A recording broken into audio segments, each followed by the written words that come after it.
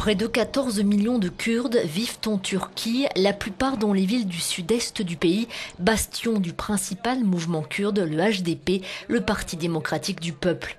Le score du HDP constitue l'enjeu essentiel du scrutin du 7 juin. Si le parti ne dépasse pas le seuil de 10%, les Kurdes n'auront pas de parti qui les représentera au Parlement. Mais s'il franchit ce niveau, il sera impossible à l'AKP, le parti au pouvoir du président Erdogan, de récupérer 330 sièges et de changer la constitution. Ici, aux confins orientaux de la Turquie, perchée à 1200 mètres d'altitude, Mardin est une ville très ancienne sur la route de la soie, au carrefour des civilisations. Ici, les gens veulent la paix.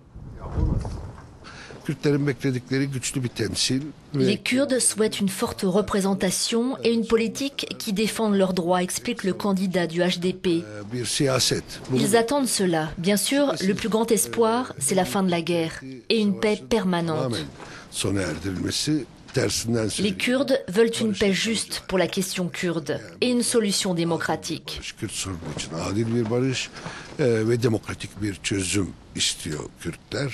Depuis 2012, la Turquie a entamé un processus de paix avec les Kurdes. Abdullah Öcalan, le leader emprisonné du PKK, mène les pourparlers depuis l'île d'Imrali via des députés et sa famille. Au cours des 12 dernières années, l'AKP a tendu la main aux Kurdes à maintes reprises. Jusqu'ici, cette minorité a été une grosse pourvoyeuse de voix de l'AKP, ou plutôt d'Erdogan. Mais cette fois, les choses pourraient être différentes. Ceux qui votaient AKP pourraient voter HDP. Les candidats du parti au pouvoir tentent de minimiser l'impact d'un transfert des voix.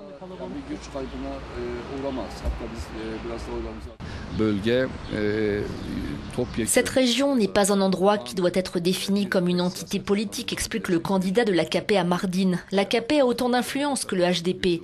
Dans certaines villes, l'AKP est en tête, dans d'autres, c'est le HDP. Les deux autres grands partis d'opposition, le Parti républicain du peuple et le Parti de l'action nationaliste, tentent de percer dans les villes kurdes. Malgré sa rhétorique, pas de discussion avec les terroristes, le Parti nationaliste turc dit faire la distinction entre les sympathisants du PKK et les civils.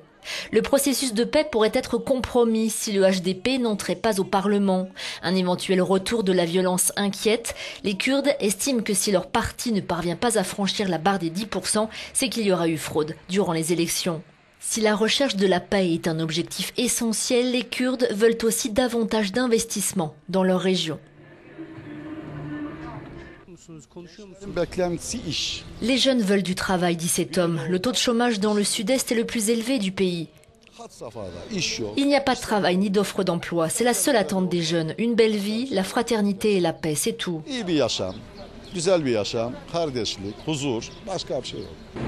Le 7 juin, tous les regards seront tournés vers la minorité kurde qui pourrait contrecarrer les plans du président Erdogan.